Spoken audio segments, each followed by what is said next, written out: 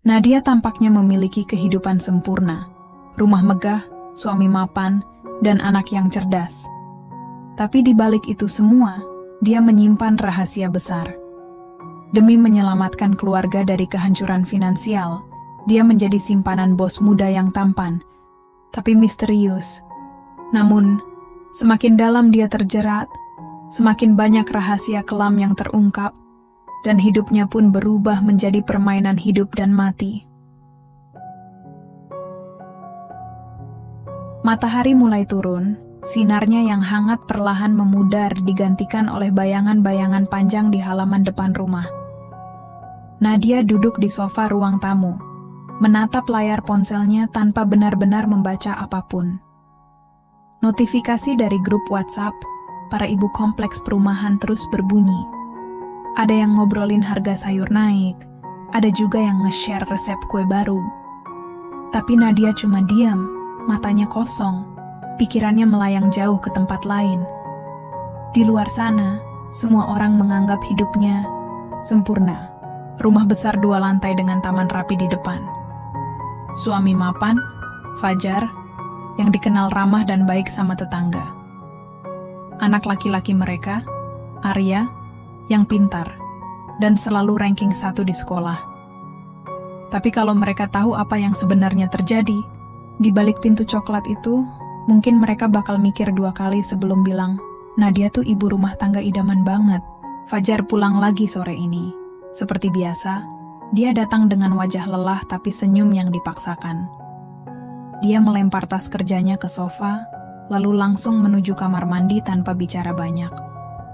Nadia hanya bisa menghela napas pelan. Ini sudah berlangsung hampir setahun. Awalnya, dia pikir suaminya cuma lagi sibuk karena proyek kantor. Tapi lama-lama, Nadia mulai curiga. Fajar jarang bawa pulang gaji bulanan seperti biasa. Bahkan kadang-kadang uang belanja mingguan aja harus ditagih berkali-kali. Kalau ditanya soal pekerjaan, dia selalu beralasan, lagi ada meeting penting, atau kantor lagi banyak tugas tambahan. Tapi semakin sering alasan itu keluar, semakin terasa ada yang nggak beres. Arya, anak mereka, juga mulai terdampak. Beberapa minggu lalu, sekolah Arya mengirim surat tagihan SPP yang belum dibayar. Nadia mencoba tenang waktu itu, berharap Fajar bakal segera menyelesaikan masalah ini. Tapi sampai sekarang, tagihan itu masih belum lunas. Bahkan Nadia harus pinjam uang ke kakaknya cuman buat bayar setengahnya. Kakaknya Rini sih nggak banyak komentar, cuma bilang, jangan lupa dikembalikan ya Nadi. Aku juga lagi butuh buat biaya sekolah anak-anak. Itu bikin Nadia makin merasa bersalah.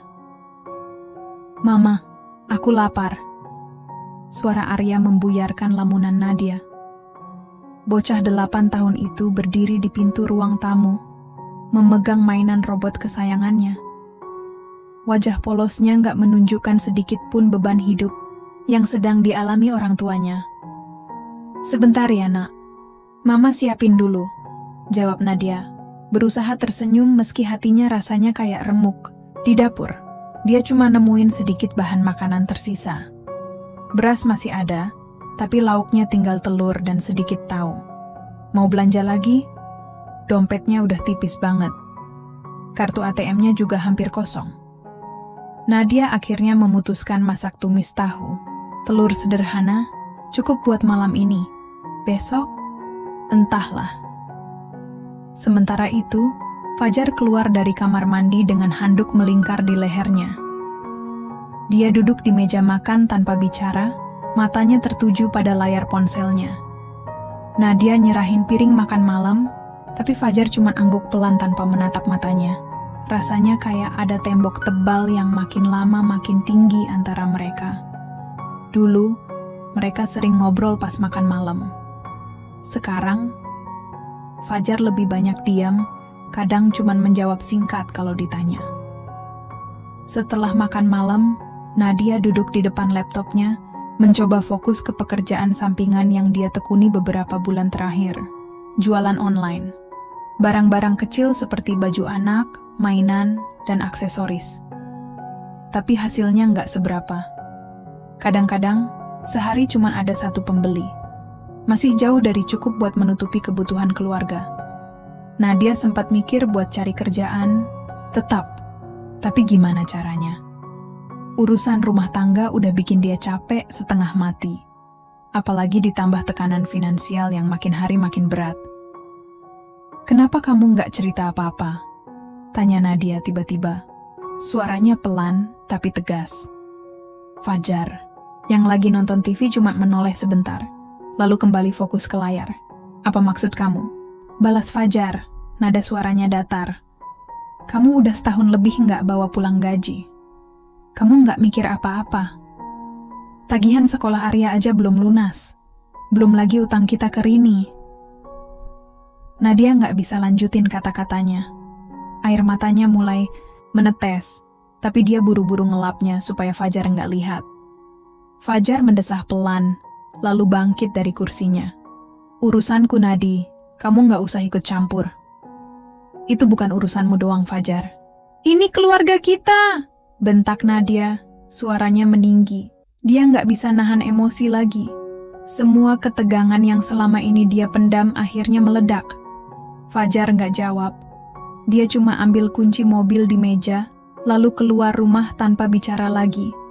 Suara mesin mobil yang menyala bikin Nadia makin marah sekaligus sedih. Dia tahu Fajar lagi nggak mau hadapin masalah ini, tapi lari dari kenyataan nggak akan bikin segalanya lebih baik. Nadia kembali duduk di depan laptopnya, mencoba fokus lagi ke jualan online-nya. Tapi nggak lama kemudian, dia nemuin lowongan kerja di salah satu situs pencarian. Lowongan asisten pribadi untuk direktur sebuah perusahaan besar. Gajinya lumayan besar, jauh lebih besar daripada yang bisa dia dapat dari jualan online. Tapi, Nadia ragu. Dia nggak punya pengalaman kerja formal, dan Fajar pasti bakal marah kalau tahu dia nyerahin CV. Tapi apa pilihan lainnya? Terus-terusan bergantung pada suaminya yang semakin jauh dari kenyataan, atau terus hidup dalam ketidakpastian sambil nunggu keajaiban datang? Nadia menarik napas dalam-dalam, lalu mulai mengetik CV-nya. Dia nggak peduli lagi apa yang bakal Fajar bilang. Dia cuma ingin mencoba sesuatu yang baru, sesuatu yang mungkin bisa menyelamatkan keluarganya dari jurang kehancuran. Matahari pagi mulai menyelinap masuk melalui celah-celah tirai kamar Nadia. Suara alarm ponselnya berbunyi pelan, tapi rasanya seperti palu godam di kepala. Dia memejamkan mata sejenak, mencoba mengumpulkan sedikit tenaga buat bangun dari kasur yang terasa semakin keras belakangan ini. Pagi-pagi begini selalu jadi waktu tersulit buat Nadia, saat dia harus keluar dari zona nyaman tempat tidurnya dan menghadapi realita hidup yang semakin rumit. Sambil menarik napas panjang, Nadia akhirnya duduk di tepi kasur. Matanya langsung tertuju pada meja rias kecil di sudut kamar, di mana CV-nya sudah siap dicetak.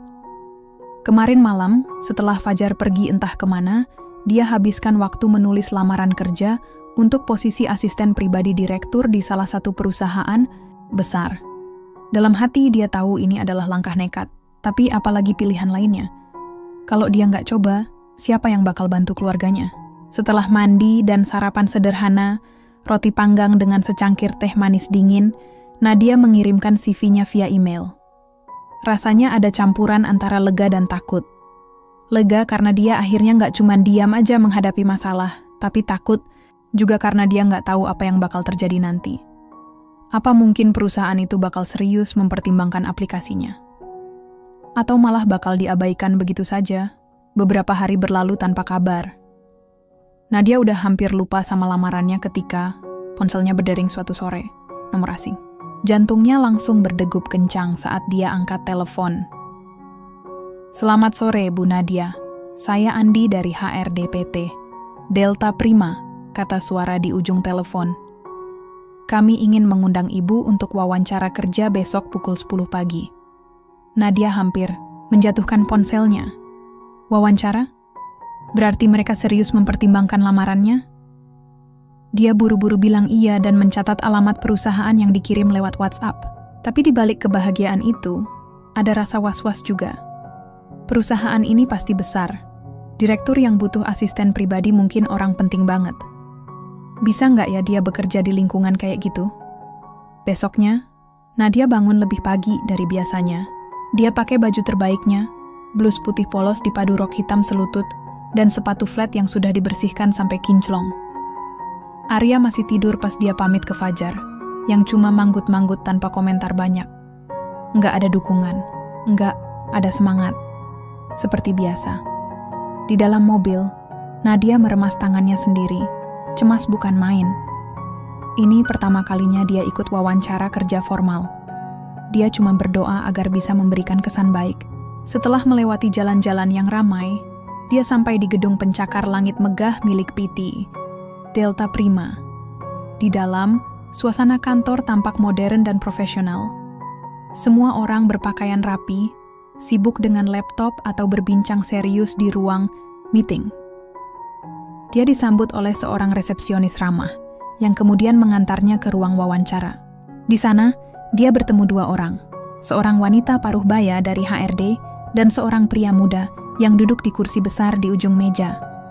Pria itu tampan, tapi ada aura dingin yang bikin Nadia merinding. Mata tajamnya seolah bisa membaca semua rahasia di balik senyum manis Nadia. "Selamat pagi, Bu Nadia. Saya Davin, Direktur PT, Delta Prima," katanya dengan nada datar, tanpa senyum. "Selamat pagi, Pak," jawab Nadia, mencoba terlihat percaya diri meski hatinya dag-dig-dag. Wawancaranya berjalan cukup lancar. Pertanyaan-pertanyaan standar tentang pengalaman kerja, motivasi, dan keahlian. Nadia menjawab semuanya dengan baik, meski beberapa kali dia harus berpikir keras karena nggak punya pengalaman formal. Tapi Davin sepertinya nggak terlalu peduli soal itu.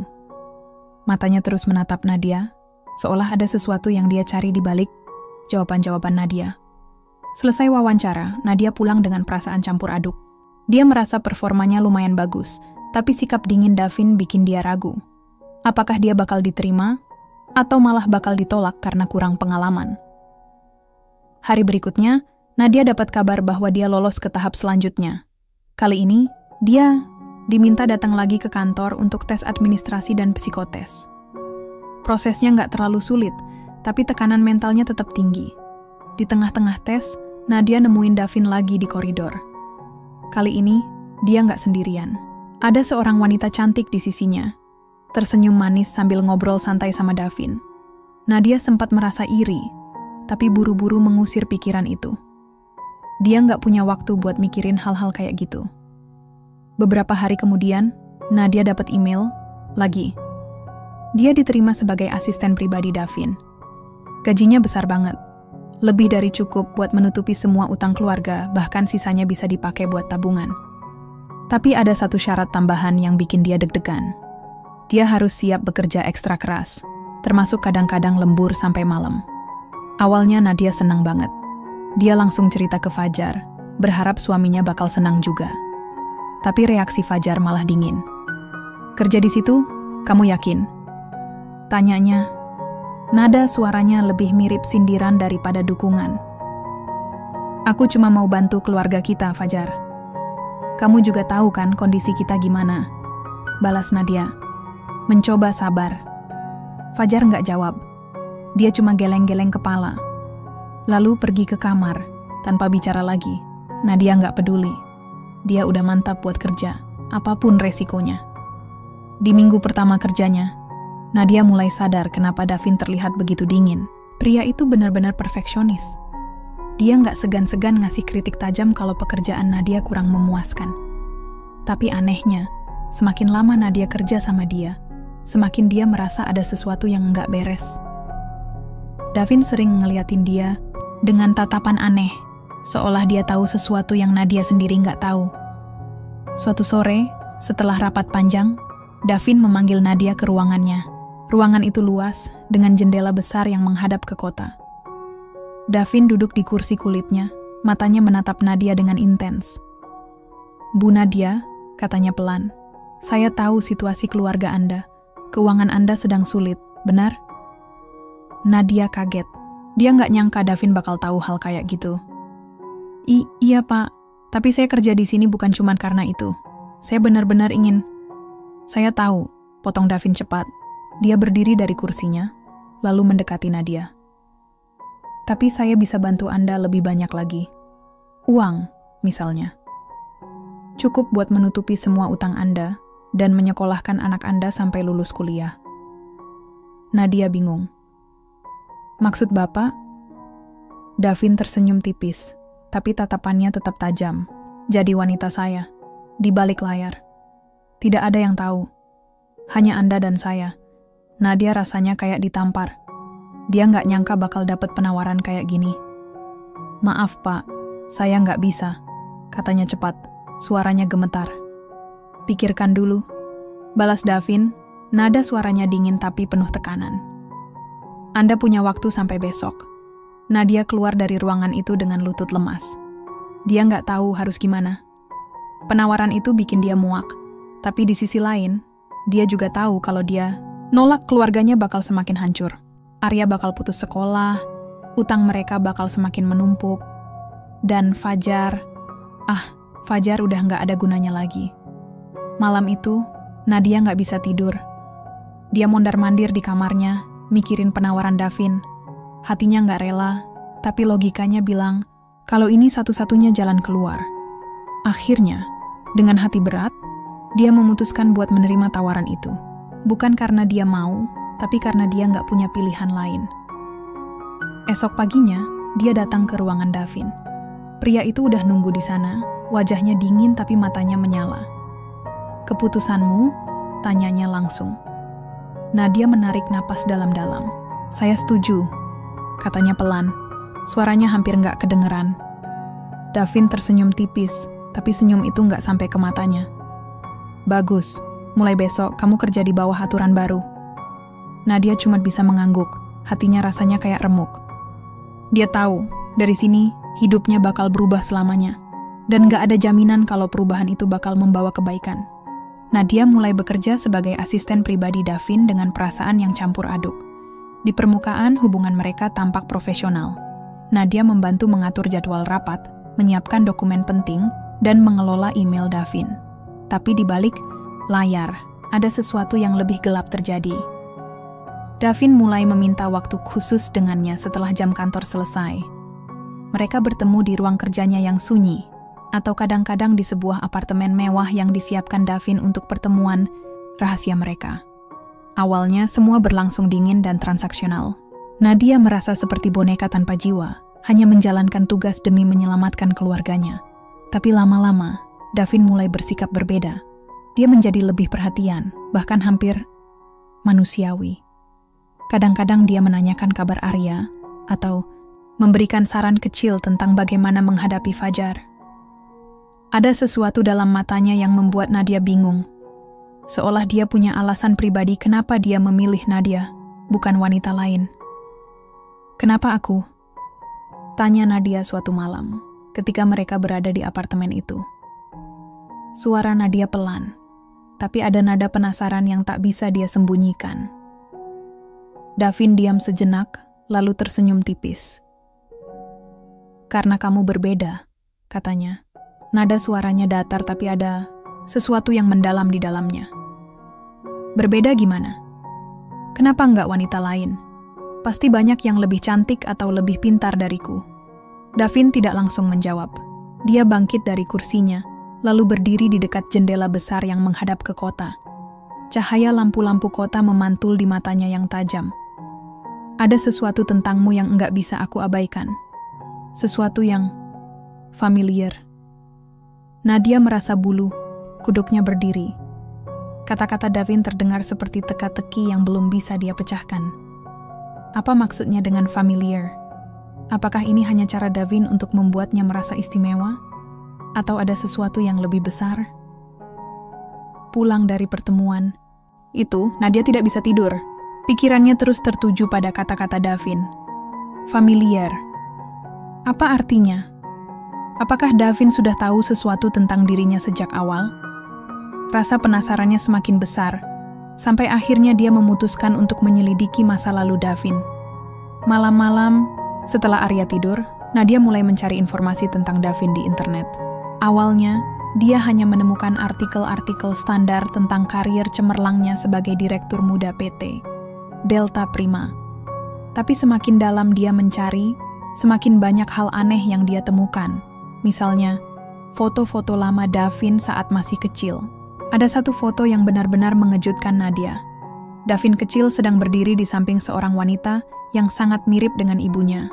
Jantung Nadia berdegup kencang.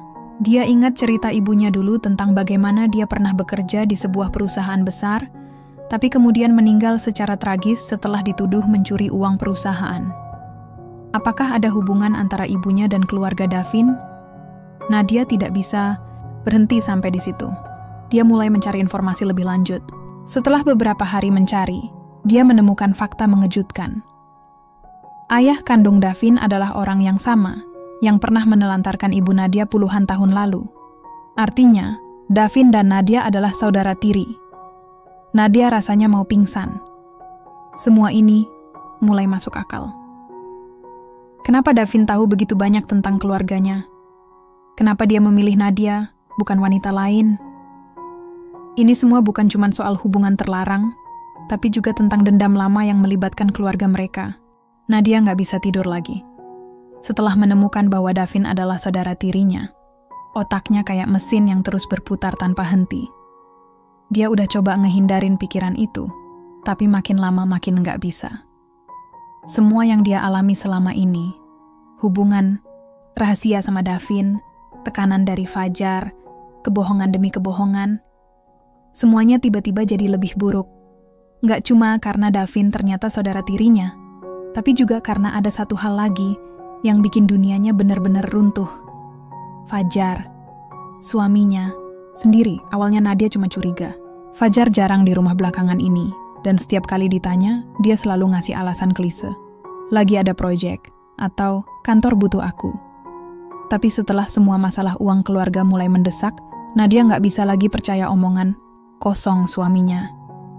Dia mulai mencari tahu, perlahan-lahan, dengan cara diam-diam. Dia nemuin struk ATM yang nggak asing, ada nama Rina, sahabatnya sendiri, di situ. Awalnya, Nadia mikir itu cuma transfer biasa, tapi semakin banyak bukti yang dia lihat, semakin jelas bahwa ada sesuatu yang nggak beres. Akhirnya, malam itu, Nadia memutuskan untuk konfrontasi langsung. Dia nelpon Fajar dan pura-pura bilang kalau dia bakal pulang telat gara-gara ada kerjaan tambahan di kantor. Sebenarnya, dia nggak ke kantor sama sekali. Dia ikutin Fajar dari jauh, sampai akhirnya dia melihat apa yang nggak pernah dia bayangkan sebelumnya. Fajar masuk ke apartemen Rina. Mereka tertawa bareng, bahkan saling pegang tangan seperti pasangan yang sudah lama pacaran. Nadia rasanya kayak disambar petir. Dia nggak langsung marah atau teriak-teriak kayak orang kebanyakan. Malah, dia diam aja di mobilnya, matanya nanar, hatinya kayak diperas habis-habisan. Dia inget gimana Rina sering datang ke rumah mereka, ketawa bareng, bahkan kadang-kadang bantu jagain Arya pas Nadia lagi sibuk. Dan sekarang, semua itu cuma sandiwara. Nadia nggak langsung pulang. Dia parkir di depan apartemen itu, duduk di kursi pengemudi sambil megang setir erat-erat. Pikirannya melayang ke semua momen-momen buruk yang udah dia lewatin bareng Fajar. Kata-katanya yang dingin, sikapnya yang cuek, bahkan cara dia ngelakuin kekerasan verbal sama Nadia, semuanya seolah punya arti baru sekarang. Fajar nggak cuma gagal sebagai suami, tapi juga sebagai manusia. Begitu Fajar akhirnya keluar dari apartemen Rina, Nadia langsung gas mobilnya pulang. Dia nggak ngomong apa-apa pas Fajar masuk rumah beberapa jam kemudian. Mereka nggak saling tatap, mata nggak ada komentar apapun. Tapi paginya Nadia udah siap. Dia taruh semua bukti di meja makan. Struk ATM, foto-foto hasil stalking diam-diam, bahkan chat-chat lama antara Fajar dan Rina yang dia temuin di ponsel suaminya. Jelaskan, kata Nadia pelan. Tapi nadanya tajam banget. Fajar nggak bisa ngelak. Dia cuma duduk di kursi, wajahnya pucat, matanya nggak berani nyentuh mata Nadia. Aku udah lama nggak bahagia, Nadi. Dan kamu pikir selingkuh sama sahabatku itu solusi? Potong Nadia, suaranya naik. Selama ini aku berjuang buat keluarga kita, Fajar. Selama ini aku korbankan harga diriku demi uang buat anak kita. Dan kamu enak-enak aja ngkhianatin aku. Fajar nggak jawab. Dia cuma diam, kayak udah kehabisan kata-kata. Tapi yang bikin Nadia makin sakit hati adalah ketika Fajar akhirnya ngaku satu hal lagi. Aku sengaja biarin kamu kerja sama Davin. Aku tahu hubungan kalian nggak cuma profesional. Aku nggak peduli, Nadi. Yang penting aku nggak perlu repot cari solusi. Nadia rasanya mau muntah. Dia udah curiga sejak awal, tapi nggak nyangka kalau Fajar bakal sejahat itu. Dia nggak cuma mengkhianati Nadia sebagai suami, tapi juga sebagai manusia. Semua ini bukan cuma soal perselingkuhan. Ini tentang dua orang yang seharusnya dia percayai sepenuhnya ternyata sama-sama menusuknya dari belakang. Nadia duduk di tepi kasur, matanya kosong menatap layar ponsel, tanpa benar-benar membaca apapun. Di luar sana, dunianya udah mulai hancur pelan-pelan. Semua fakta yang dia temuin belakangan ini, kayak bom waktu yang siap meledak kapan aja. Dia tahu Davin adalah saudara tirinya. Itu udah cukup bikin pikirannya kacau. Tapi yang lebih parah lagi, Fajar ternyata berselingkuh sama Rina, sahabatnya sendiri. Bahkan lebih buruk, suaminya itu sengaja biarin Nadia jadi simpanan Davin cuma buat ngehindarin masalah finansial keluarga. Kenapa semuanya harus sejelimet ini? Gumam Nadia pelan, tangannya meremah selimut sampai jari-jarinya memutih. Dia pengen marah, pengen teriak, tapi nggak ada yang bisa dia salahkan kecuali dirinya sendiri. Dia yang nekat nerima tawaran Davin, dia yang percaya sama Fajar, dan dia juga yang mikir kalau semua ini bakal bikin hidupnya lebih baik. Nyatanya, semua cuma bikin dia makin tenggelam dalam lumpur masalah. Hubungan sama Davin juga makin rumit. Awalnya, semuanya dingin dan transaksional. Nadia dapat uang, Davin dapat apa yang dia mau. Tapi lama-lama, Davin mulai bersikap beda. Dia lebih perhatian, bahkan kadang-kadang kayak peduli banget sama Nadia. Contohnya, pas Arya demam beberapa hari lalu, Davin langsung transfer uang buat beli obat tanpa diminta. Atau pas Nadia cerita kalau Fajar udah jarang pulang, Davin cuma bilang, "Kamu nggak butuh orang kayak dia, Nadia." Tapi kata-kata manis itu nggak bikin Nadia nyaman.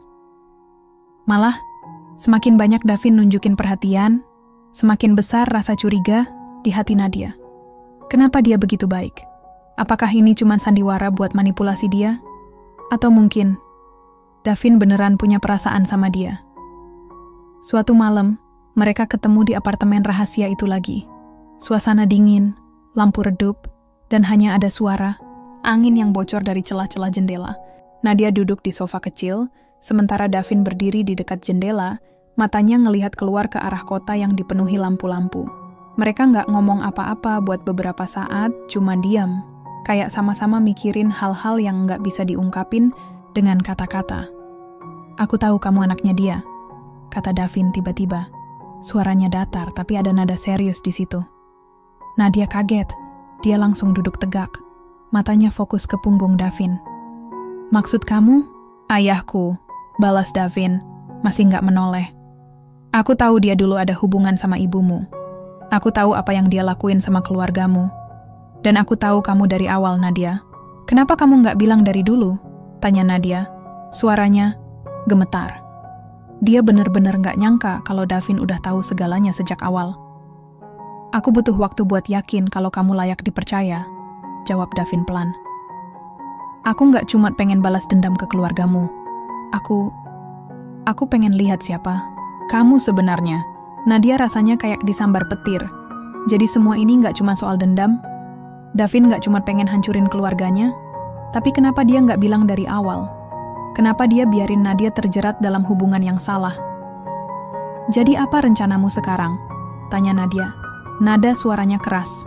"Aku udah tahu kita saudara tiri. Kamu mau gimana lagi?" Davin akhirnya menoleh, matanya menatap Nadia dengan intens. "Aku nggak tahu, Nadia. Tapi satu hal yang pasti, aku nggak bisa lepas dari kamu." Nadia nggak bisa jawab. Dia cuma bisa duduk di situ. Hatinya campur aduk antara marah, bingung, dan sedikit takut.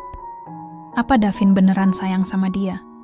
Atau ini cuma cara lain buat bikin dia makin terjerat? Sementara itu, Fajar makin terdesak. Utangnya ke rentenir udah numpuk, dan dia nggak punya solusi. Dia coba minta maaf sama Nadia beberapa kali, tapi Nadia udah nggak peduli lagi. Dia bahkan nggak mau lihat muka Fajar. Fajar sampai putus asa, sampai akhirnya dia nemuin satu ide gila, jual rahasia Nadia ke media. Dia mikir, kalau berita tentang Nadia jadi simpanan Davin tersebar luas, pasti bakal bikin heboh. Dan kalau ramai, dia bisa dapat uang dari wartawan atau media sosial. Fajar nggak mikir panjang. Dia kontak beberapa wartawan dan kasih tahu semua informasi yang dia punya soal hubungan Nadia sama Davin, soal utang keluarga, bahkan soal perselingkuhannya sama Rina. Dia nggak peduli apa efeknya buat Nadia. Yang penting, dia dapat uang. Beberapa hari kemudian, berita itu mulai tersebar. Awalnya cuman gosip kecil di grup WhatsApp kompleks perumahan. Tapi nggak lama, kabar itu viral di media sosial. Semua orang ngomongin Nadia, tetangga, teman sekolah Arya, bahkan ibu-ibu kompleks yang dulunya ramah sama Nadia, sekarang nggak mau ngelihat muka dia. Nadia rasanya kayak hidup di neraka. Dia nggak bisa keluar rumah tanpa dapat tatapan sinis dari orang-orang. Arya juga jadi korban. Anaknya dijek di sekolah, bahkan ada guru yang mulai perlakukan dia beda. Nadia udah coba ngejelasin ke Arya kalau semuanya bakal baik-baik aja, tapi dia sendiri nggak yakin. Fajar udah nggak ada di gambar lagi. Dia kabur sama Rina, ninggalin Nadia sama semua beban ini. Davin panik dan langsung nyari Nadia di rumah. "Kamu harus tenang, Nadia. Aku bakal bantu kamu," katanya. Tapi Nadia nggak bisa ditenangin. Dia udah muak sama semua drama ini. Akhirnya, dia memutuskan buat menghilang. Tanpa pamit sama siapapun, dia pergi ke sebuah kota kecil nun jauh, di mana nggak ada yang kenal dia. Dia tinggal di apartemen murah, kerja di toko kelontong kecil, dan berusaha melupakan semua yang terjadi. Davin panik. Dia nyerahin segala cara buat nyari Nadia, bahkan sampai sewa detektif swasta, tapi Nadia udah mantap. Dia nggak peduli lagi sama semua itu. Nadia nggak pernah bener-bener siap buat apa yang bakal terjadi setelah berita tentang dia dan Davin tersebar luas.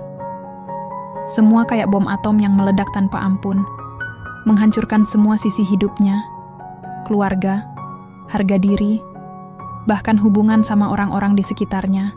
Awalnya cuma kabar kecil di grup WhatsApp ibu-ibu kompleks perumahan. Tapi dalam waktu semalam, berita itu udah jadi viral di media sosial. Foto-foto Nadia sama Davin mulai bertebaran, disertai komentar-komentar pedas dari orang-orang yang nggak dikenalnya. Ternyata keluarganya hancur gara-gara utang. Parah banget ya, rela jadi simpanan bos demi uang. Anaknya juga pasti malu punya ibu kayak gitu. Setiap kali Nadia buka ponsel, rasanya kayak ditusuk-tusuk. Dia nggak nyangka kalau Fajar bakal tegas sampai segitunya. Jual rahasia keluarga cuma buat dapet duit. Apa otaknya udah hilang? Arya jadi korban paling parah. Di sekolah, teman-temannya mulai nggak mau main sama dia lagi. Bahkan ada guru yang mulai perlakukan Arya beda, kayak dia anak dari keluarga yang nggak layak dihormati. Setiap pulang sekolah, Arya nangis di kamar, bilang kalau dia pengen pindah sekolah. Nadia coba ngejelasin, coba kasih pengertian, tapi gimana caranya ngejelasin sesuatu yang nggak masuk akal buat anak seusia Arya? "Aku nggak salah apa-apa, Nak," kata Nadia pelan, matanya berkaca-kaca. Mama cuma pengen kita bisa makan, bisa bayar sekolah kamu. Mama nggak tahu ini bakal jadi begini, tapi Arya nggak jawab. Dia cuma peluk boneka kesayangannya erat-erat, matanya kosong kayak kehilangan harapan. Nadia rasanya kayak ditonjok berkali-kali, hatinya remuk.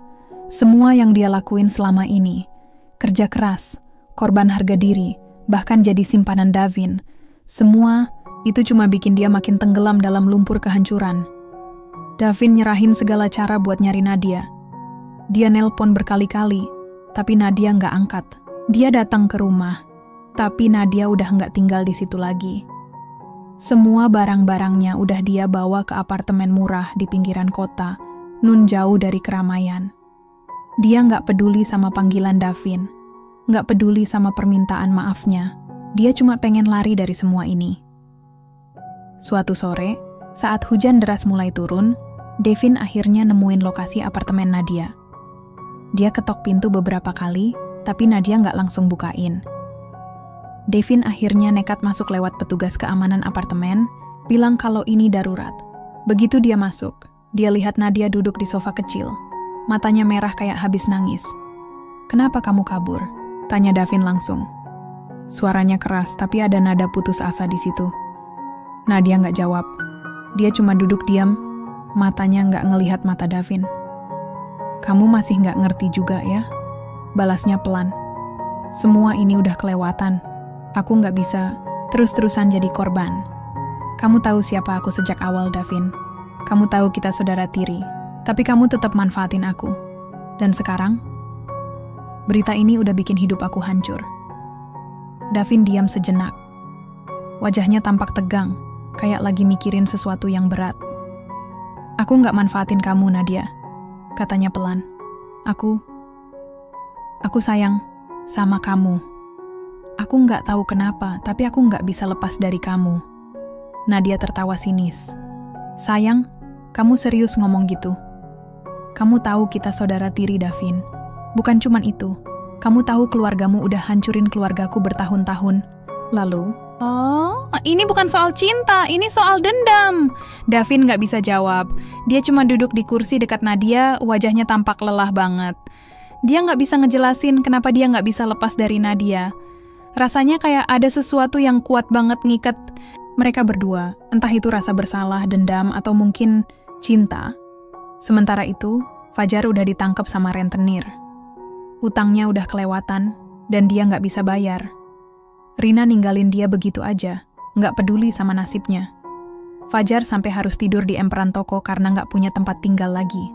Dia coba nelpon Nadia beberapa kali, minta maaf, bilang kalau dia menyesal. Tapi Nadia nggak peduli. Dia udah capek sama semua drama ini.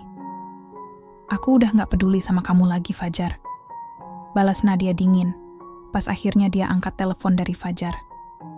"Kamu udah hancurin hidup aku. Kamu udah hancurin Arya. Aku nggak butuh kamu lagi." Fajar nggak jawab.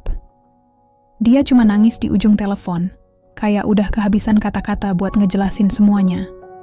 Tapi Nadia udah mantap. Dia nggak peduli lagi sama Fajar.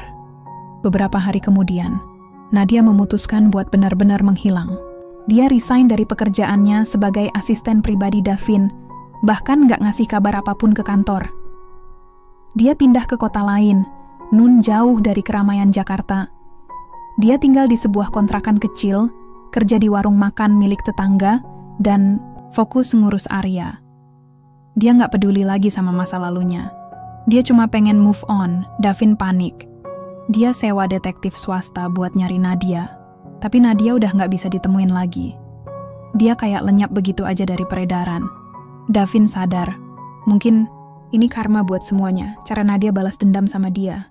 Nadia udah nyerahin hidup barunya di kota kecil itu. Dia tinggal di sebuah kontrakan sederhana, nggak ada perabotan mewah atau dekorasi berlebihan. Cuma kasur lipat, meja kayu tua, dan dapur kecil yang sering bau asap dari kompor minyak tanah. Buat orang lain, mungkin tempat ini terlihat suram. Tapi buat Nadia, ini jadi semacam pelariannya dari semua kekacauan yang udah dia alamin selama ini. Di sini, nggak ada yang kenal dia. Nggak ada tetangga yang ngomongin dia, nggak ada media sosial yang nyebarin gosip soal dia. Bahkan nggak ada Arya yang nangis karena diejek teman sekolahnya. Semua kayak damai, meskipun cuma sejenak. Setiap pagi, Nadia bangun lebih awal buat kerja di warung makan milik Bu Siti, tetangga sebelah. Pekerjaannya nggak muluk-muluk, cuci piring, masak nasi, kadang-kadang nganterin makanan ke pelanggan di sekitar kompleks. Gajinya nggak seberapa, tapi cukup buat bayar kontrakan sama beli kebutuhan sehari-hari. Dia juga mulai ngajarin Arya pelajaran sekolah di rumah, biar anaknya nggak ketinggalan materi. Meskipun Arya masih sering murung, setidaknya dia mulai senyum lagi pas main bola di halaman belakang bareng anak-anak tetangga. Tapi meskipun hidupnya kelihatannya udah tenang, ada satu hal yang nggak bisa Nadia lupain. Davin. Setiap kali dia duduk sendirian di malam hari, pikirannya selalu melayang ke pria itu. Kenapa dia? Kenapa Davin bisa punya pengaruh sebesar itu dalam hidupnya? Apakah ini cuma rasa ketergantungan karena semua yang udah mereka lewatin bersama? Atau mungkin Ada sesuatu yang lebih dalam? Suatu sore, pas Nadia lagi cuci piring di warung, dia nemuin mobil hitam besar yang parkir di depan kontrakannya. Awalnya dia mikir itu cuma mobil orang lewat, tapi begitu dia lihat lebih jelas, dia langsung tahu siapa yang ada di dalamnya. Davin. Pria itu turun dari mobil dengan wajah lelah, matanya kayak orang yang nggak tidur berhari-hari. Dia samperin Nadia pelan-pelan, kayak takut kalau dia bakal kabur lagi. "Kamu nggak bisa lari terus, Nadia," katanya langsung. Suaranya datar tapi ada nada putus asa di situ. Nadia nggak jawab. Dia cuma lanjutin cuci piringnya, pura-pura nggak dengar apa-apa. Tapi Davin nggak nyerah. Dia duduk di kursi kecil di dekat wastafel, matanya ngeliatin Nadia dengan intens. "Aku udah nyerahin segala cara buat nyari kamu," lanjut Davin. Aku nggak peduli kamu marah sama aku. Aku cuma pengen kamu tahu kalau aku nggak manfaatin kamu." Nadia akhirnya berhenti cuci piring. Dia taruh spons basah di wastafel, lalu menoleh ke arah Davin. Matanya tajam, kayak mau ngelawan semua kata-kata manis yang keluar dari mulut pria itu. "Jadi kamu nggak manfaatin aku ya? Kamu tahu kita saudara tiri dari awal, tapi kamu tetap ajak aku ke apartemen rahasia itu. Kamu tahu keluargamu udah hancurin keluargaku dulu, tapi kamu tetap deketin aku. Terus gimana cara kamu bilang kalau kamu nggak manfaatin aku?" Davin diam sejenak. Wajahnya tampak tegang, kayak lagi mikirin kata-kata yang benar-benar tepat buat ngejelasin semuanya. "Aku nggak bisa ngejelasin kenapa aku nggak bisa lepas dari kamu, Nadia," balasnya pelan. "Awalnya, mungkin aku emang punya agenda. Aku pengen balas dendam sama keluargamu. Tapi lama-lama, aku nggak tahu. Perasaanku sama kamu nggak bisa aku kontrol." Nadia ketawa sinis. "Cinta? Kamu serius ngomong cinta sama aku? Dalam kondisi kayak gini, aku nggak tahu apa ini cinta atau enggak," balas Davin cepat. "Yang aku tahu, aku nggak bisa ninggalin kamu begitu aja. Aku nggak peduli apa kata orang. Aku nggak peduli soal hubungan kita yang salah. Aku cuma pengen kamu tahu kalau aku sayang sama kamu." Nadia rasanya kayak disambar petir. Kata-kata Davin bikin hatinya campur aduk. Di satu sisi, dia pengen percaya sama Davin, pengen yakin kalau pria itu beneran sayang sama dia. Tapi di sisi lain, dia juga tahu kalau hubungan mereka nggak normal. Mereka saudara tiri. Keluarga mereka punya sejarah buruk yang nggak bisa dilupain begitu aja. Terus gimana caranya dia bisa percaya sama Davin? "Aku nggak bisa percaya sama kamu, Davin," balas Nadia pelan, suaranya gemetar. "Kamu udah terlalu banyak bohong. Kamu udah terlalu banyak manipulasi aku. Aku nggak tahu apa yang kamu rasain sekarang itu beneran, atau cuma sandiwara buat bikin aku kembali." Davin nggak jawab. Dia cuma duduk di situ, matanya ngelihat Nadia kayak orang yang lagi putus asa.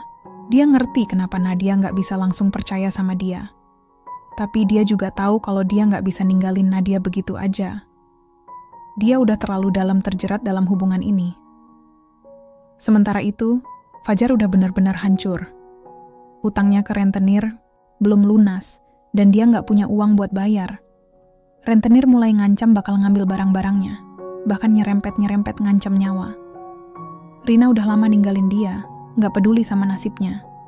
Fajar sampai harus tidur di stasiun kereta api, nggak punya tempat tinggal lagi.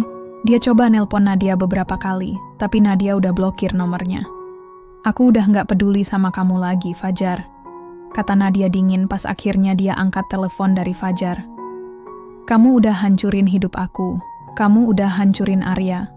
Aku nggak butuh kamu lagi." Fajar nggak bisa jawab. Dia cuma nangis di ujung telepon, kayak udah kehabisan kata-kata buat ngejelasin semuanya. Tapi Nadia udah mantap. Dia nggak peduli lagi sama Fajar. Di tengah semua kekacauan ini, Nadia mulai sadar satu hal. Semua orang yang dia percayai selama ini ternyata punya agenda masing-masing. Davin, Fajar, bahkan Rina. Semua mereka nggak ngeliatin Nadia sebagai manusia. Mereka cuma ngeliatin dia sebagai alat buat dapetin apa yang mereka mau. Tapi sekarang, Nadia udah capek dimanfaatin. Dia pengen bangkit, pengen jadi wanita yang kuat, yang nggak bisa dijatuhin lagi sama siapapun.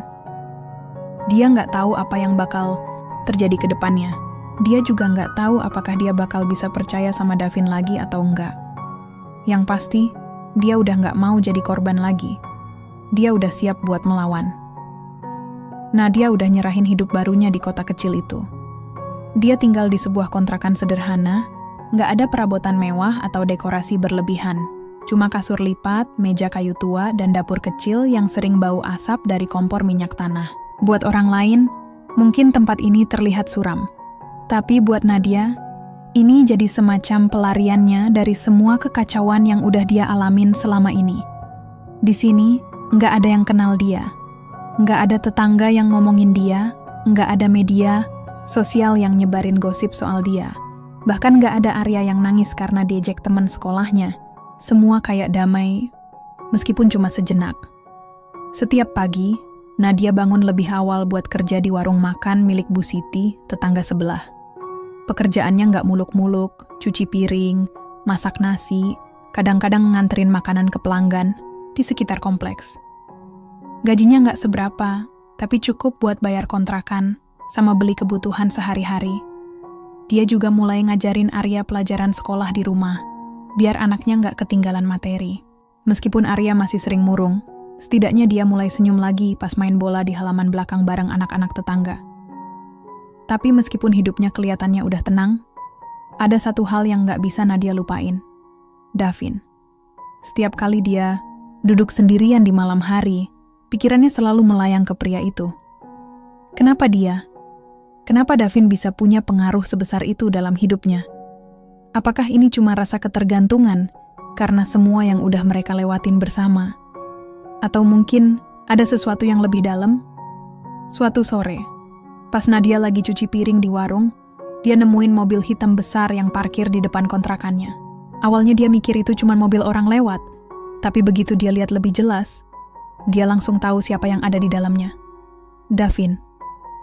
Pria itu turun dari mobil dengan wajah lelah, matanya kayak orang yang nggak tidur berhari-hari. Dia samperin Nadia pelan-pelan, kayak takut kalau dia bakal kabur lagi. "Kamu nggak bisa lari terus, Nadia," katanya langsung. Suaranya datar tapi ada nada putus asa di situ. Nadia nggak jawab. Dia cuma lanjutin cuci piringnya, pura-pura nggak dengar apa-apa. Tapi Davin nggak nyerah. Dia duduk di kursi kecil di dekat wastafel, matanya ngeliatin Nadia dengan intens. "Aku udah nyerahin segala cara buat nyari kamu," lanjut Davin. Aku nggak peduli kamu marah sama aku. Aku cuma pengen kamu tahu kalau aku nggak manfaatin kamu." Nadia akhirnya berhenti cuci piring. Dia taruh spons basah di wastafel, lalu menoleh ke arah Davin. Matanya tajam, kayak mau ngelawan semua kata-kata manis yang keluar dari mulut pria itu. "Jadi kamu nggak manfaatin aku ya? Kamu tahu kita saudara tiri dari awal, tapi kamu tetap ajak aku ke apartemen rahasia itu. Kamu tahu keluargamu udah hancurin keluargaku dulu, tapi kamu tetap deketin aku. Terus gimana cara kamu bilang kalau kamu nggak manfaatin aku?" Davin diam sejenak. Wajahnya tampak tegang, kayak lagi mikirin kata-kata yang benar-benar tepat buat ngejelasin semuanya. "Aku nggak bisa ngejelasin kenapa aku nggak bisa lepas dari kamu, Nadia," balasnya pelan. "Awalnya, mungkin aku emang punya agenda. Aku pengen balas dendam sama keluargamu. Tapi lama-lama, aku nggak tahu. Perasaanku sama kamu nggak bisa aku kontrol." Nadia ketawa sinis. "Cinta? Kamu serius ngomong cinta sama aku? Dalam kondisi kayak gini, aku nggak tahu apa ini cinta atau enggak," balas Davin cepat. "Yang aku tahu, aku nggak bisa ninggalin kamu begitu aja. Aku nggak peduli apa kata orang. Aku nggak peduli soal hubungan kita yang salah. Aku cuma pengen kamu tahu kalau aku sayang sama kamu." Nadia rasanya kayak disambar petir. Kata-kata Davin bikin hatinya campur aduk. Di satu sisi, dia pengen percaya sama Davin, pengen yakin kalau pria itu beneran sayang sama dia. Tapi di sisi lain, dia juga tahu kalau hubungan mereka nggak normal. Mereka saudara tiri. Keluarga mereka punya sejarah buruk yang nggak bisa dilupain begitu aja. Terus gimana caranya dia bisa percaya sama Davin? "Aku nggak bisa percaya sama kamu, Davin," balas Nadia pelan. Suaranya gemetar. "Kamu udah terlalu banyak bohong. Kamu udah terlalu banyak manipulasi aku. Aku nggak tahu apa yang kamu rasain sekarang itu beneran, atau cuman sandiwara buat bikin aku kembali. Davin nggak jawab. Dia cuma duduk di situ, matanya ngelihat Nadia kayak orang yang lagi putus asa. Dia ngerti kenapa Nadia nggak bisa langsung percaya sama dia. Tapi dia juga tahu kalau dia nggak bisa ninggalin Nadia begitu aja. Dia udah terlalu dalam terjerat dalam hubungan ini. Sementara itu, Fajar udah benar-benar hancur. Utangnya ke rentenir belum lunas, dan dia nggak punya uang buat bayar. Rentenir mulai ngancam bakal ngambil barang-barangnya, bahkan nyerempet-nyerempet ngancam nyawa. Rina udah lama ninggalin dia, nggak peduli sama nasibnya. Fajar sampai harus tidur di stasiun kereta, Api nggak punya tempat tinggal lagi. Dia coba nelpon Nadia beberapa kali, tapi Nadia udah blokir nomornya. Aku udah nggak peduli sama kamu lagi, Fajar, kata Nadia dingin, pas akhirnya dia angkat telepon dari Fajar. Kamu udah hancurin hidup aku. Kamu udah hancurin Arya. Aku nggak butuh kamu lagi. Fajar nggak bisa jawab. Dia cuma nangis di ujung telepon, kayak udah kehabisan kata-kata buat ngejelasin semuanya. Tapi Nadia udah mantap. Dia nggak peduli lagi sama Fajar. Di tengah semua kekacauan ini, Nadia mulai sadar satu hal. Semua orang yang dia percayai selama ini ternyata punya agenda masing-masing. Davin, Fajar, bahkan Rina. Semua mereka nggak ngeliatin Nadia sebagai manusia. Mereka cuma ngeliatin dia sebagai alat buat dapetin apa yang mereka mau. Tapi sekarang, Nadia udah capek dimanfaatin. Dia pengen bangkit, pengen jadi wanita yang kuat, yang nggak bisa dijatuhin lagi sama siapapun. Dia nggak tahu apa yang bakal terjadi ke depannya. Dia juga nggak tahu apakah dia bakal bisa percaya sama Davin lagi atau enggak. Yang pasti, dia udah nggak mau jadi korban lagi. Dia udah siap buat melawan. Nadia duduk di tepi kasur kecilnya, matanya kosong menatap layar ponsel. Dia udah lama nggak ngecek media sosial, nggak ada gunanya buat apa-apa lagi. Tapi malam itu, dia nemuin sesuatu yang bikin darahnya langsung mendidih. Ada berita baru soal keluarga Davin. Judulnya bombastis. Skandal keluarga Delta Prima, dugaan penipuan dan penggelapan uang perusahaan. Nadia baca artikel itu pelan-pelan, dan semakin banyak dia baca, semakin jelas kalau ini bukan cuma gosip biasa. Ini adalah bom waktu yang bisa hancurin nama besar keluarga Davin. Tapi ada satu hal yang bikin Nadia makin marah. Semua ini nggak cuma soal keluarga Davin. Ada nama ibunya juga disebut-sebut dalam artikel itu. Kata-kata seperti korban tuduhan palsu, dituduh curi uang perusahaan, dan tragedi yang menghancurkan keluarga sederhana, langsung nyerempet ingatan buruk Nadia tentang masa lalu. Ibu dia meninggal dengan nama jelek karena tuduhan palsu dari keluarga Davin. Dan sekarang, setelah puluhan tahun, skandal itu mulai terbongkar. Awalnya, Nadia mikir, ini cuman kebetulan. Tapi semakin dia mikir, semakin dia yakin kalau ini nggak mungkin cuman kebetulan. Pasti ada orang yang sengaja nyebarin informasi ini. Pertanyaannya, siapa? Beberapa hari kemudian, Nadia dapat panggilan telepon dari nomor asing. Awalnya dia ragu mau ngangkat, tapi akhirnya dia tekan tombol hijau. Di ujung telepon, ada suara cempreng yang langsung bikin dia merinding. Suara Rina. "Halo Nadia," kata Rina. Nada suaranya kayak kombinasi antara sinis sama puas. "Aku harap kamu senang lihat berita soal keluarga Davin. Itu ulah aku." Nadia langsung tegak duduknya, tangannya menggenggam ponsel erat-erat. "Kenapa kamu lakuin ini?" tanyanya dingin. "Kenapa? Karena kamu pantas tahu semua kebohongan mereka," balas Rina cepat. "Aku nggak peduli gimana caranya, tapi kamu harus tahu kalau keluarga Davin itu nggak lebih dari sekumpulan penipu.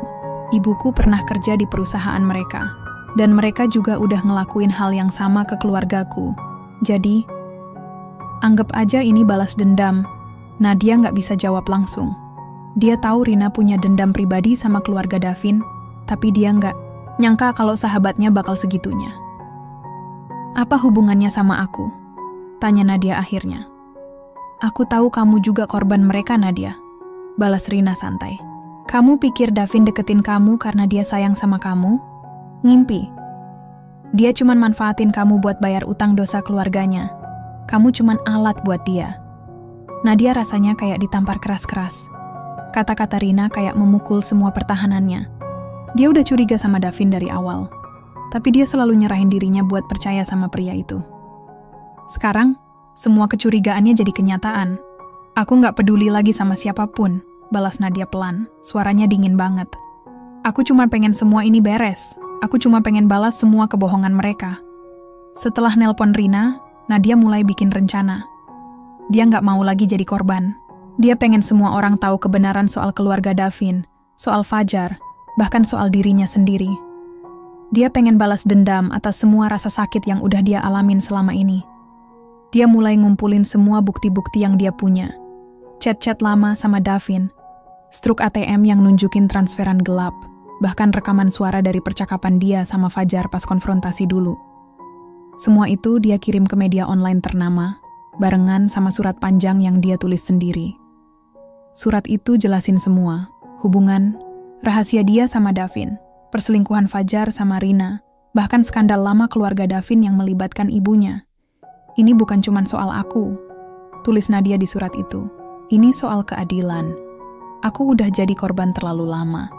Sekarang, saatnya aku ngelawan.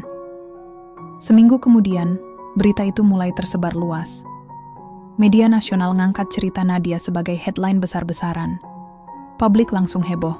Semua mata tertuju ke keluarga Davin, ke Fajar, bahkan ke Rina. Orang-orang yang dulunya ngomongin Nadia kayak sampah masyarakat, sekarang malah ngelihat dia sebagai korban sistem. Bahkan ada beberapa aktivis yang dukung Nadia, bilang kalau ini adalah contoh nyata bagaimana wanita sering dimanfaatin sama kekuasaan dan uang. Davin panik. Dia langsung nelpon Nadia berkali-kali, tapi Nadia udah blokir nomornya.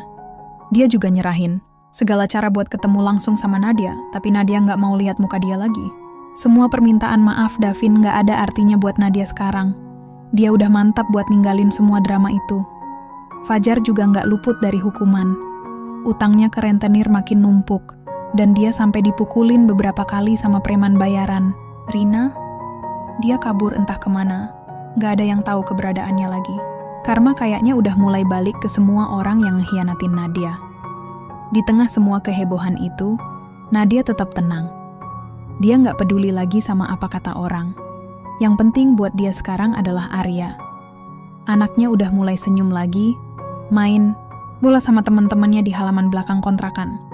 Meskipun masa lalunya masih nggak bisa dilupain begitu aja, Nadia tahu kalau dia udah ambil langkah yang benar buat masa depan mereka. Aku nggak peduli lagi sama mereka, gumam Nadia, pelan. Matanya ngelihat Arya yang lagi ketawa lepas. Aku cuma pengen kita bisa hidup normal lagi. Semua berita yang Nadia sebar udah jadi bahan omongan seluruh negeri. Media sosial penuh sama tagar ina keadilan buat Nadia. Bahkan ada beberapa acara talk show di televisi yang ngundang dia buat cerita langsung soal pengalaman hidupnya. Tapi Nadia nggak peduli sama semua sorotan itu. Dia nggak mikirin popularitas atau simpati orang lain. Yang penting buat dia adalah keadilan. Keadilan buat ibunya, buat Arya, dan buat dirinya sendiri. Meskipun begitu, harga dari kebenaran itu nggak murah. Davin udah nyerahin segala cara buat minta maaf sama Nadia.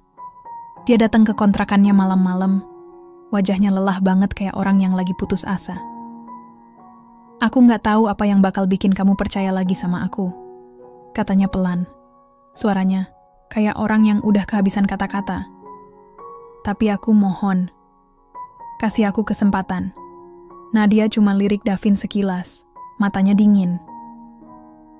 Kesempatan buat apa? Buat kamu manipulasi aku lagi? Buat kamu manfaatin aku lagi? Balasnya tajam. Aku udah capek sama semua ini, Davin. Aku nggak butuh kamu lagi. Davin nggak bisa jawab. Dia cuma duduk di kursi kecil di depan pintu, wajahnya tampak kosong. Dia sadar kalau semua yang dia lakuin selama ini emang salah. Dia nggak cuma ngebohongin Nadia, tapi juga ngebohongin dirinya sendiri. Apa yang dia rasain ke Nadia itu beneran cinta? Atau cuma rasa bersalah yang kecampur sama dendam keluarganya? Aku nggak tahu apa yang aku rasain sekarang, balas Davin akhirnya, suaranya pelan banget. Tapi aku nggak bisa ninggalin kamu, begitu aja. Aku nggak peduli apa kata orang. Aku cuma pengen kamu tahu kalau aku sayang sama kamu. Nadia ketawa sinis. Sayang, kamu serius ngomong cinta sama aku setelah semua yang kamu lakuin? Dalam kondisi kayak gini, aku nggak tahu apa ini cinta atau enggak, balas Davin cepat.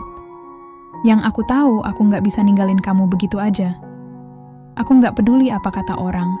Aku nggak peduli soal hubungan kita yang salah. Aku cuma pengen kamu tahu kalau aku sayang sama kamu. Nadia nggak jawab. Dia cuma masuk ke dalam kontrakan, ninggalin Davin sendirian di luar. Pria itu duduk di situ sampai larut malam, kayak orang yang kehilangan arah. Sementara itu, Fajar udah benar-benar hancur. Utangnya ke rentenir, belum lunas, dan preman bayaran mulai ngancam nyawanya. Dia kabur ke kampung halaman, tinggal di rumah saudara jauh yang nggak tahu apa-apa soal skandal dia. Tapi meskipun dia udah jauh dari Jakarta, nama buruknya tetap tersebar luas. Orang-orang di kampung mulai ngomongin dia, bilang kalau dia pengecut yang nggak bertanggung jawab sama keluarganya.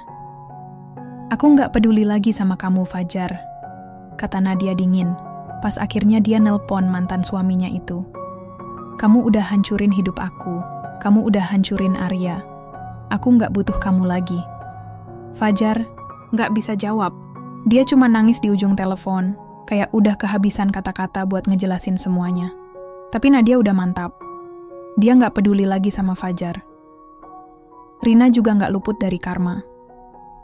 Setelah kabur entah kemana, nama dia mulai dicap sebagai pengkhianat sama teman-temannya sendiri. Banyak orang yang dulunya deket sama dia mulai ninggalin dia.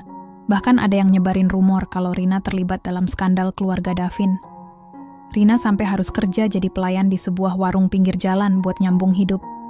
Dia coba nelpon Nadia beberapa kali, minta maaf, bilang kalau dia menyesal. Tapi Nadia nggak peduli. Dia udah capek dimanfaatin sama orang-orang kayak Rina.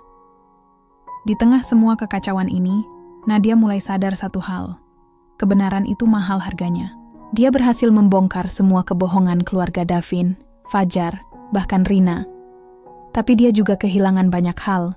Keluarganya hancur, nama baiknya rusak. Bahkan hubungan dia sama Arya sempat retak karena semua tekanan itu. Tapi meskipun begitu, dia nggak nyesel.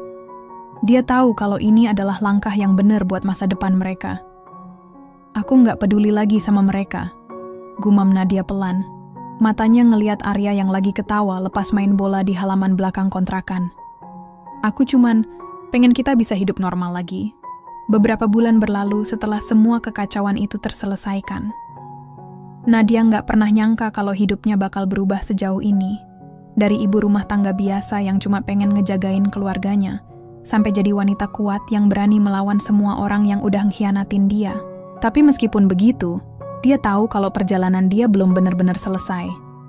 Ada banyak hal yang masih harus dia perbaiki, terutama hubungan dia sama Arya. Setiap hari, Nadia bangun pagi-pagi buat kerja di warung makan Bu Siti. Pekerjaannya nggak muluk-muluk, cuci piring, masak, kadang-kadang nganterin makanan ke pelanggan di sekitar kompleks. Gajinya nggak seberapa, tapi cukup buat bayar kontrakan sama beli kebutuhan sehari-hari. Setelah pulang kerja, dia langsung fokus ngurus Arya. Anaknya udah mulai senyum lagi, bahkan kadang-kadang ketawa lepas pas main bola di halaman belakang bareng anak-anak tetangga. Nadia merasa lega lihat Arya kayak gitu. Dia tahu kalau semua yang dia lakuin selama ini nggak sia-sia. Tapi meskipun hidupnya udah lebih tenang, ada satu hal yang masih bikin Nadia mikir keras. Davin. Pria itu nggak pernah berhenti nyerahin cara buat kontak sama dia.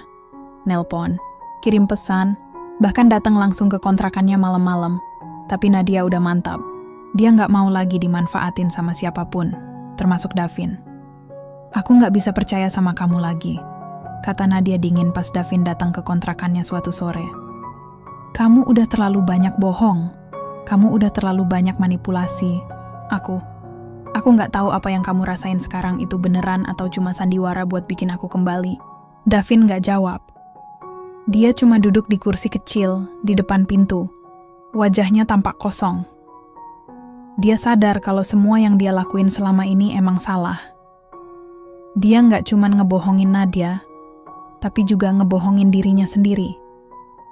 Apa yang dia rasain, ke Nadia itu beneran cinta? Atau cuma rasa bersalah yang kecampur sama dendam keluarganya? Aku nggak tahu apa yang aku rasain sekarang, balas Davin akhirnya, suaranya pelan banget. Tapi aku nggak bisa ninggalin kamu begitu aja. Aku nggak peduli apa kata orang. Aku cuma pengen kamu tahu kalau aku sayang sama kamu. Nadia nggak jawab. Dia cuma masuk ke dalam kontrakan, ninggalin Davin sendirian di luar. Pria itu duduk di situ sampai larut malam, kayak orang yang kehilangan arah. Beberapa minggu kemudian, Nadia nemuin surat di depan pintu kontrakannya. Surat itu dari Davin. Di dalamnya, ada permintaan maaf panjang dan penjelasan tentang kenapa dia ngelakuin semua itu. Davin bilang kalau dia nggak bisa kontrol perasaannya ke Nadia, tapi dia juga ngerti kalau hubungan mereka nggak normal. Dia bilang kalau dia nggak bakal ganggu Nadia lagi, tapi dia cuma minta satu hal, biar dia bisa jadi bagian kecil dalam hidup Arya. Nadia baca surat itu berkali-kali, matanya nggak bisa lepas dari kata-kata Davin. Dia tahu kalau Davin beneran nyesel, tapi dia juga tahu kalau dia nggak bisa kasih kesempatan lagi buat pria itu. Hubungan mereka udah terlalu rumit, terlalu salah. Jadi, dia putusin buat abisin urusan itu sekali buat selamanya. Ini bukan soal kamu atau aku, tulis Nadia di balasan suratnya. Ini soal Arya. Aku nggak mau dia tumbuh di tengah kekacauan ini. Aku nggak butuh kamu lagi, Davin. Aku cuma pengen kita bisa hidup normal lagi. Setelah itu, Nadia nggak pernah dengar kabar dari Davin lagi. Dia juga nggak peduli. Yang penting buat dia sekarang adalah masa depan Arya. Dia mulai ngajarin anaknya pelajaran hidup, soal kejujuran, soal tanggung jawab, dan soal gimana caranya bangkit dari kegagalan. Dia pengen Arya jadi anak yang kuat, yang nggak mudah ditipu sama orang lain. Aku nggak peduli lagi sama mereka, gumam Nadia pelan suatu sore. Matanya ngeliat Arya yang lagi ketawa lepas main bola di halaman belakang kontrakan. Aku cuma pengen kita bisa hidup normal lagi. Beberapa bulan kemudian, Nadia mulai bangun usaha kecil-kecilan. Dia jualan kue tradisional di warung dekat kontrakannya. Awalnya cuma iseng-iseng, tapi lama-lama dagangannya mulai laris. Dia juga mulai nabung buat masa depan Arya. Meskipun hidupnya masih sederhana, dia merasa lega. Dia tahu kalau dia udah ambil langkah yang benar buat masa depan mereka. Aku udah capek dimanfaatin sama orang-orang, kata Nadia pelan ke Bu Siti, suatu sore, pas mereka lagi ngobrol santai di warung. Sekarang, aku cuma pengen jadi orang yang kuat. Aku cuma pengen ngelindungin Arya sama baik-baik. Bu Siti senyum. Kamu udah jadi wanita yang kuat, nak. Orang macem kamu nggak bakal gampang roboh lagi. Nadia senyum tipis. Dia tahu kalau perjalanannya masih panjang, tapi dia juga tahu kalau dia udah siap buat menghadapi semuanya. Dia nggak akan takut lagi sama masa lalu. Dia cuma pengen hidup normal, damai, sama Arya. Demikianlah kisah Nadia, seorang ibu rumah tangga yang harus menghadapi badai kehidupan demi melindungi keluarga dan harga dirinya. Perjalanan penuh air mata, pengkhianatan, dan kebangkitannya mengajarkan kita bahwa kekuatan sejati datang saat kita berani melawan masa lalu dan memulai hidup baru. Apakah menurut kalian Nadia sudah membuat keputusan yang tepat? Bagikan pendapatmu di kolom komentar ya. Jangan lupa like video ini jika kamu merasa terinspirasi atau terharu dengan ceritanya. Kalau kamu suka drama keluarga yang syarat emosi seperti ini, aku punya banyak cerita seru lainnya di channel ini. Klik tombol subscribe dan lonceng notifikasi agar nggak ketinggalan update terbaru. Terima kasih sudah menonton, sampai jumpa di video berikutnya. Salam hangat.